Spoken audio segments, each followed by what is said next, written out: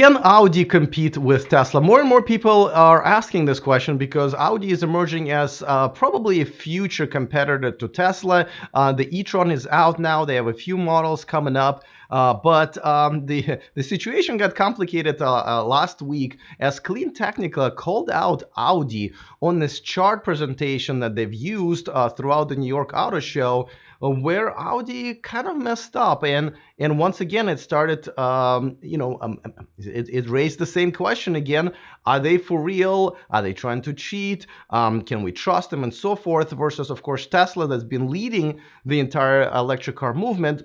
Well, I'm going to talk about what happened with CleanTechnica and Audi and Tesla. But I'm going to have some help here because it's Wednesday and it's time for Supercharged with Eli Burton. He's going to be here to help me sort out this mess. I think we have a couple of different views on this. All of this is coming up next.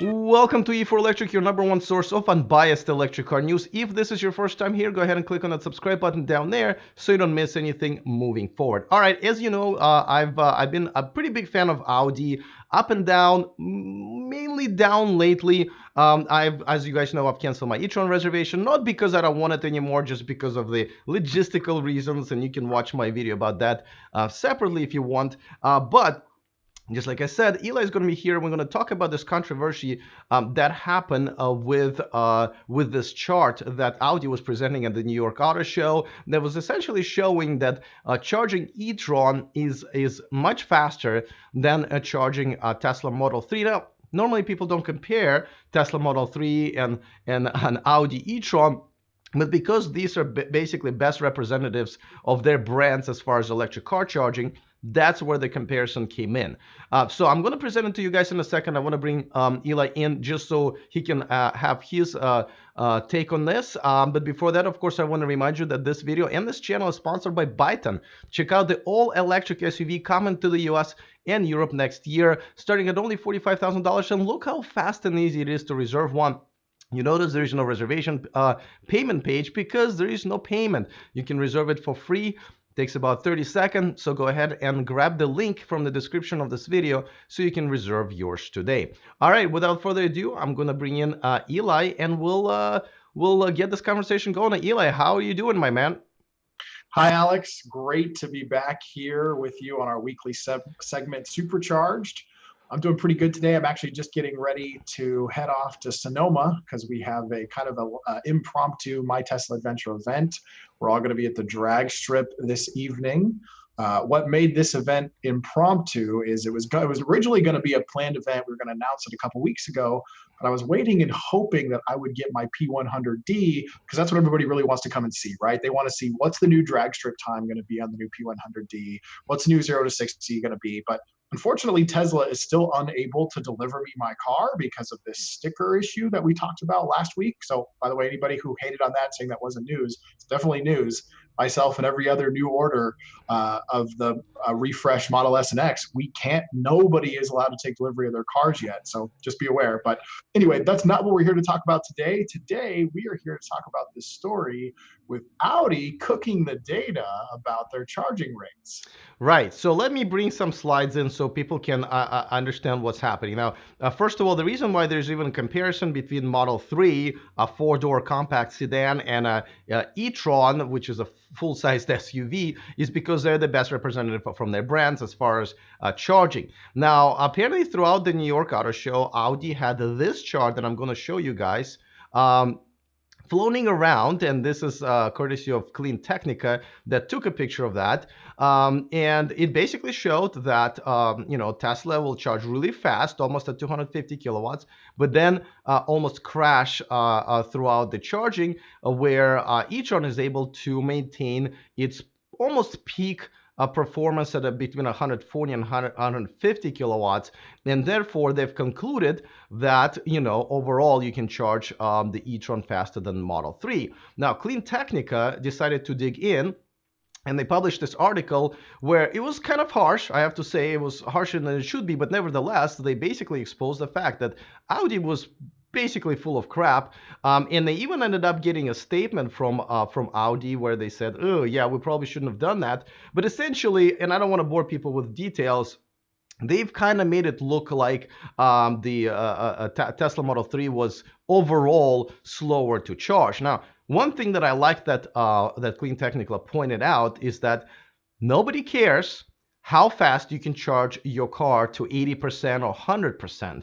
People only care how fast you can charge to go so many miles, because different cars have different batteries, and even same size batteries can go different distance. And out of all of them, we know Audi is one of the least performing ones, and the Model 3 is one of the best performing ones. So you take the same battery size, and Model 3 can go much further, of course, the size and all of that stuff. So this is what happened, but it goes back to the question, Audi is emerging as a leader or a challenger, one of the best challengers, and a leader in the legacy manufacturers as far as the electric cars are concerned.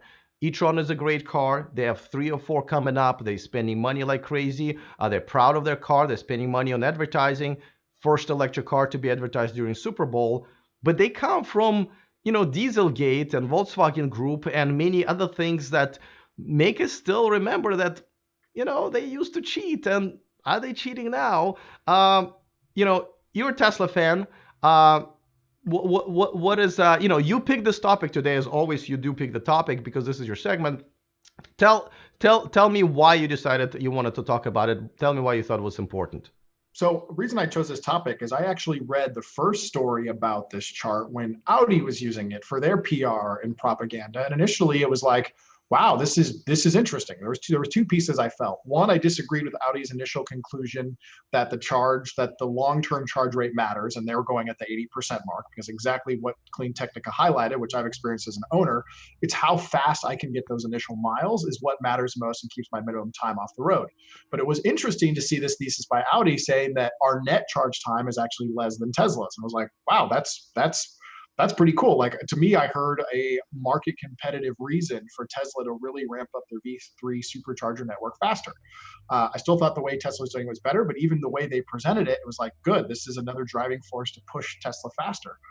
And then I see the CleanTechnica piece break and find out that basically what the folks in marketing and the data folks at Audi did was completely manipulate, misrepresent this data in such a way that it was flat out lying. And what actually is the case is the current V2 supercharger is substantially faster than Audi's e-tron will be to getting the first 160 miles of charge. So the e-tron will get 36 minutes to there. The V2 gets there in 20 minutes. The V3 will get there in 15 minutes. And it's like, what the hell, Audi? Like, what a surprise. We're getting more lies from the Volkswagen Group. Yeah, and so I've been excited about Audi, and I pride myself on being unbiased, and I've given them some props when the car came out, and I've given them some grief when I thought there were some things that weren't going as well as I thought, and I think they are dropping the ball in some different ways. And let me share my, what you said, you're unbiased, and for me, like I've been hesitant on getting on board with Audi because their connection with the Volkswagen Group and all the lies and cover up that organization's been part of. But recently I was actually starting to warm up to them because my friends have been showing me, including you and other people have been convinced me that look at all the money they're spending to market electric vehicles. They're spending a lot of money and injecting EVs into the prime time in ways that Tesla hasn't and never will, because Tesla refuses to buy traditional advertising. And I'm like, you know what? Like, I looked at Audi's Instagram and it's all filled with the future is electric. And I'm like, you know what? They may not be doing a great job executing on marketing this. I think you and I have a dozen ideas how they could be marketing this stuff better, but their money seems to be where their mouth is. And I'm like, all right. And I see this charge speed thing and I'm like, oh shit, they're serious. Oh, sorry. They're serious. Uh-oh, our video's going to get demonetized. That they're serious. And then it comes out immediately after they've announced something that seemed like it was positive to find out that it was just a lie. And it's like, come on, guys. Like, if you're going to be serious about it, be serious about it. And their money on marketing seems that they seem to be making these cars, but then they're still playing some games in the marketing space that they're talking out of both sides of their mouth and not even being careful to be accurate with their data. The fact they didn't cite the source really isn't as big of a deal to me, but come on, guys, you're $1 billion company. You got to get these things right. Well, the problem is that their source, the whole world would go crazy.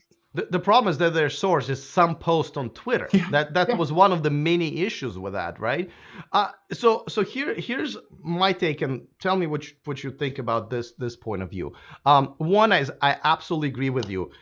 They don't know how to market electric cars. Every commercial that I've seen from them, every effort I've seen from them, as much as I applaud, spending the money and being behind the product, unlike Kia and Hyundai and even Nissan sometimes. It's like they have no clue what we want as electric, like that movie, what men want. Really, you really have to like listen to the thoughts. They have no clue. They're not listening to our thoughts. One of the reasons is actually I also found very hard working with them as an influencer, and having other influencers that cover electric cars also having a hard time kind of getting any type of traction with them as a brand, right? But and this is unacceptable. This thing is unacceptable because they don't even know what their own strength is. If you want to compete with Tesla, it's very known, and I'm going to go on a little bit of a rant here. It's kind of known what Audi is better and what Audi is not better at. Audi is not better at technology most of the time than Tesla. What they are better with is customer service, build quality, availability of parts, insurance coverage, lease deals and stuff like that. There's plenty to appeal people to with all of these things. But now they want to go to Tesla's territory and then make up this data. Then of course you're going to get crushed. And I really is just torn because of this. But here's a question to you.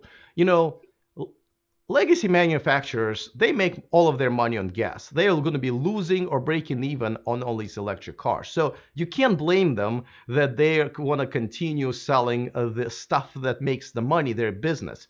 But as a Tesla fan, right? What do you want? Like, what does Tesla community want the legacy manufacturers do? Because they're not going to go away. They're not going to play dead and lay there and say, no, we're done. That's it. They have to transition while making profits. What do we want them to? What do you guys want them to do? I think two main things. One, for sure, be honest in representing their performance metrics. That's a huge one. And that's not about being a Tesla owner or a Tesla fan or part of the Tesla community. That's about being a consumer. Us consumers don't like being lied to or having data misrepresented to us. And to be fair, you could say a lot of criticism of Tesla about that in the history of autopilot. Autopilot for a lot of years, Tesla didn't deliver, and they rightfully got a lot of bad attention about that. But when this car isn't out yet and they're already misrepresenting things, I think that's a huge mistake. But I think the other piece is that they need to really dive into what the EV owner experience is like. They need, again, here's the problem.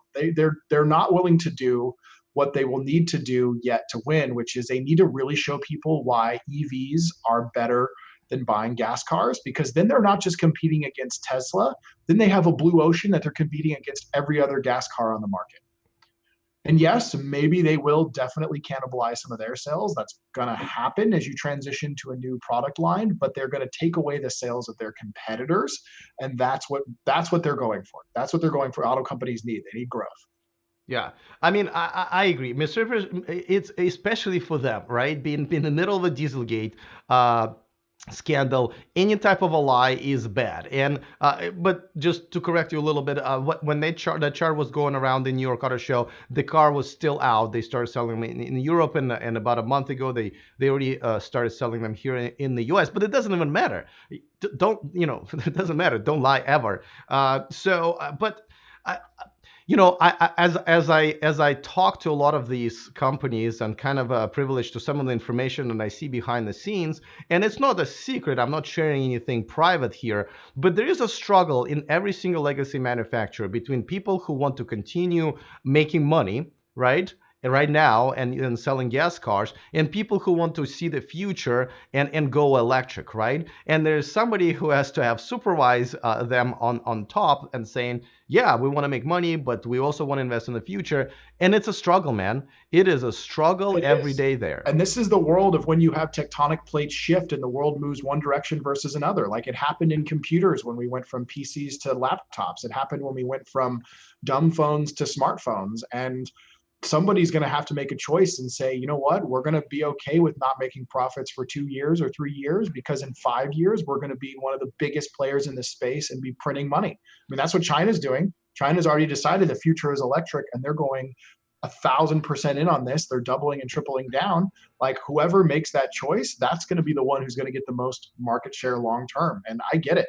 Fighting off shareholder interest about short term and quarterly profits is hard, but it's how companies like Amazon have become global titans that they are, because they focused on the long game and the big picture. And Audi seems to be the best poised to capitalize on that if they can really go all in. And again, hopefully they'll listen to some of these community influencers and listen to people who understand the EV industry from both sides like you do, and actually get their head around that they can actually make a lot of money at this if they can communicate it to the customers right and really give the full value proposition. Yeah, and no, so here's on the other side, and I think this is where we can't really expect them to write their company as Tesla does, or as a country like China, right? China is not for profit, right? It's a country, so it's maybe not fair to Audi to compare it, but I don't even think Audi or any other legacy manufacturer can run it like Tesla. I don't think they can say, hey, we're not going to be profitable for a couple of years, going to close that thing down, and because we're going to invest in the future. It has to happen at the same time. And that's where the struggle is. I don't think they can say, "Hey, we're just going to suck it up and not make profits for a couple of years." But the profits are driven by gas engines right now, and that's where the conflict of interest here is. Well, we'll see. I think it's guaranteed that some of these legacy automakers are not going to survive this transition. So some of these people are just going to stop making profits and go bankrupt. So you can say they can't do that, but when major shifts in the market happen, they may die as a result of their inability to do so. And I'm not disagreeing with you that some of these folks may not be able to do it. And some of these companies, that would be their only saving chance. So we'll see what's going to happen. But I can guarantee you all the automakers that exist today won't be there in 5 or 6 years when EVs have taken over. And you know what? I hope so. I hope companies like Toyota and, Ford until recently don't survive this. But the fact is, they probably will. I mean, look at what happened with Ford. Didn't have anything going on whatsoever, and now they've invested into Rivian, and all of a sudden, like this, they have access to this amazing technology and just leapfrogged over so many other companies that have been doing well, especially startups like even Byton. Maybe they've leapfrogged over Byton and a few other companies just because they now just overnight acquired this technology for like pretty cheap, for half a billion dollars. It's cheap for that. So I just don't think. I just think that this is just more painful process than this, and I try to encourage any little step like it's a baby from the legacy manufacturer, but I do have to say that I think what needs to change is their mentality, which means you can't change mentality in people. You can change people. Corporations are as good as people who are running them. Exactly. Obviously, people who run right now, Volkswagen Group and Audi, are different from the Dieselgate people. But I think some of the marketing people and people who are running maybe even social media at Audi and maybe even Volkswagen Group definitely need to change. I'm not gonna lie, I have stopped communicating with them as much because I keep hitting the wall over and over and over again. And I just kind of figured, you know what? I'll let them come to me whenever they're ready with this, and I think it's when it's going to be the new people there, and I think that's just how it's going to be. But I'm going to continue encouraging them, and baby steps. Yeah, and I think I just want to see. I'd like to not see any more articles that end with, and this is how the CleanTechnica article ended with: the too long didn't read. Here is what you should take away from this article. Do not trust anything published by the Volkswagen Group after cover-ups from the past few years. It comes with no surprise that Audi keeps deceiving the public with falsified data and twisted arguments. Some companies never learn. I hope the customers finally will. Let's stop making the mistakes that make statements like that really not that inflammatory considering the context of what happened. So that's what I'd like to see. I'd like to see them be honest with this, because when they make mistakes like this and give misleading data about EV performance, that actually helps make the case for gas cars. And I don't want to see that keep happening. Now, let me just say, I have a huge freaking problem with that part of the article. I'm glad you brought it up because I was going to and I forgot. That is horrible. What? First of all, it's not even true. And it's really also, God, I have so many negative words in my head right now. But CleanTechnica should know better. That yes, this article is very negative, and I'm glad they uncovered it. They did good journalistic work. But to have that conclusion is almost completely wipes out their good journalists. Because first of all, you can say that about almost every company, and definitely you can say that about Tesla, right? You can say, well, you can trust anything that Elon Musk says because he never delivers on time at the very least. He exaggerates, he calls people pedophiles and so forth, right? But we don't say that. We don't say, I'm being pretty critical of Elon, and I don't say that. So it's very irresponsible of CleanTechnica to say that. It kind of makes me really angry because that's not the conclusion we want people to have. And also, I hate friendly fire. We're still in it together, right? We're in this dysfunctional family right now, as Well, if I you think will. that's part of the problem that we don't really know yet, and that it seems the people at CleanTechnica don't yet know either. Is it friendly fire, right? Are they really in this? And I think that's part of why this article took the tone that it did, and as a result of the actions that Audi taken is, I think Audi still needs to prove themselves to a lot of people that they are friends. Well, yes, but at the same time, they're more friends to us than, first of all, Toyota, but secondly, Chevron and Shell and, Holly Burton, and then just so many other companies that were still in mentality that were I'm still with you fighting, because right? Toyota will sell you a self-charging hybrid that doesn't have a plug just to make sure that you can't get out of the gas pump. So I'm with you on that. I'm with you. Right. So, well, by friendly fire, I mean, though, Audi is doing its best for a legacy manufacturer. I think they're doing much better than many others, if not the best for the circumstances. So, completely dismiss them because they try to sneak one by us is BS, right? If anything, you just say, "Hey, bad boy, Audi, don't do that to us," right? We're already kind of nervous when you talk to us about stuff like this. And encourage them to highlight their positives, right? Which, by the way, you know what the positive is here is that, and they could have actually spun it this way and being completely right, is saying, hey, Tesla promises you 250 kilowatt hour rate, and it looks like they achieve it for 5 seconds, and then it goes down to half of that. Not cool, Tesla, right? But we promised you much lower rate at 150, but at least we are sticking to it pretty much throughout the entire charging session. That would actually be a good argument. Not good Yes. enough for people who only care about mileage charge per hour or half an hour, so forth. But that would be a fair argument, right? That Very. at least we're as advertised and Tesla is not. Fair enough. Uh, but again, going back to CleanTechnica, I think that was a horrible conclusion to make. I think we should all continue giving everybody a chance. And if they want to be this harsh, don't go and take an easy shot at the Volkswagen Group and, go try to take another shot at, Tesla and Elon if you're going to be this harsh at them. And I don't see CleanTechnica doing that. Either have cojones for everybody or not for anybody Well, at I all. mean, even in the context of their TLDR, they reference the role of Volkswagen Group in Dieselgate as kind of the prologue to this. So, until Tesla intentionally misleads emissions to the tune of billions of pounds, I think it's a little bit different context. Well, I mean, it's a different context, but if it's the same notion of like if you're going to again, it's a new leadership at Volkswagen Group and Audi, right? They're starting over. So if you're not going to give them a chance, just don't give them a chance at all. But if you're giving them a chance, don't go back. Oh, you cheated at us 5 years ago, so we're now you're on a sort of leash. It's a new management. Let's get our pitchforks, Alex. We're marching in the streets. I just think it's not helping. I think for such a great piece of journalistic article, which I think is one of the best I've seen from them, they've always been great. That paragraph is just completely kills it for me, and I think it's a shame that that's the conclusion they want everybody to have. I think we need to encourage, all of them, and without legacy manufacturers, none of it is going to matter unless legacy manufacturers jumping on board. None of the efforts from Tesla, Byton, Rivian, or whatever are going to matter. We're still living in their world, and I think CleanTechnica needs to acknowledge that and understand that things don't happen overnight, and things like this will happen. Yeah, I mean, realistically, what's going to happen if the legacy manufacturers don't jump on board? In 10 years, we're going to all be driving Chinese cars instead of European cars. That's what'll happen. So let's hope they get this right. Yeah, I don't care where the cars are made. I just, as long as they're electric, to be honest with you, I would be good at that. Same. All right. Well, listen, this has been pretty interesting because I think I think there's a lesson to learn on both sides here, and I'm glad we're talking about it. And again, I'm looking forward to what Audi is doing.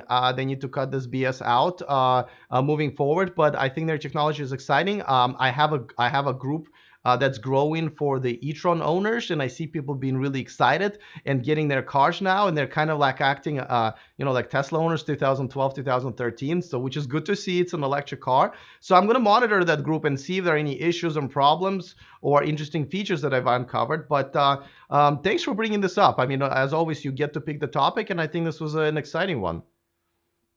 Thanks for having me, Alex. And if you guys want to stay in touch with what I'm doing, you can follow me on Instagram at My Tesla Adventure. And I also just launched a new venture called the Tesla Geek Show podcast. We have a Twitter and Instagram account, and you can find us on the Apple Podcast app as well as Android. Cool. And I will put the link in the description of this video. All right, man. I hope there's another awesome topic that we can discuss next week. Other than that, I will have a great the rest of your exciting week that I know is going to start tonight. Thanks, Alex. All right, guys, I enjoy this conversation as always, and especially on topics that I still am trying to kind of grasp in my mind about, what's happening, what my opinion is, and guys like Eli really helped me to shape some of these ideas, and we just decided to do this live in front of you every Wednesday, and I think it's been working out pretty good. Don't forget to get on our VIP list where we feature exclusive articles that don't make it to this channel just because there's too many things to talk about. But now we also feature Deal of the Month. Check it out this all month for 30 days. We're featuring one of the most popular items at the Evanex store, which is a lighted T for the Model 3.